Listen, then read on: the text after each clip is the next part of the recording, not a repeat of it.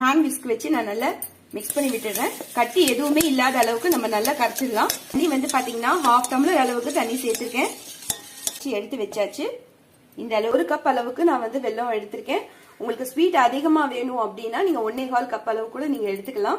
இந்த வெல்லத்தை சேர்த்துறேன். 1 cup வெல்லத்துக்கு 1/2 cup அளவுக்கு தண்ணி சேர்த்துக்கிறேன். வச்சுட்டு அதுல கொஞ்சமா நான் வந்து சேர்த்திருக்கேன். ஒரு 3/4 டம்ளர் அளவுக்கு நான் வெந்நீர் சேர்த்திருக்கேன்.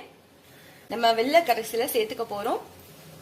கரைச்சி வச்சிருக்கிற வெள்ளை கரைசல இதுல சேர்த்துடலாம். நமக்கு சீக்கிரமா கெட்டியாயிடும். வந்து கைவிடாம கிளறிக்கலாம், இல்லைன்னா சீக்கிரமா நமக்கு வந்து கட்டி தட்ட ஆரம்பிச்சிடும். பக்கத்துல நான் வந்து வெள்ளை கரைசலும் எடுத்து வச்சிருக்கேன். அதுவும் தேவையில்லை, வெல்லம் மட்டும் நமக்கு கரைஞ்சாலே போதும். ஒரு 2-3 நிமிஷம் நான் வந்து மீடியம் ஃபிளேம்ல வச்சுட்டு கைவிடாம கிளறிட்டு இருக்கேன். இப்போ நமக்கு நல்ல திக் ஆயிடுச்சு. இந்த கன்சிஸ்டன்சி வந்ததுக்கு அப்புறமா நம்ம வந்து 1/2 லிட்டர் பால் நான் வந்து எடுத்து வச்சிருக்கேன். காய்ச்சாத பால்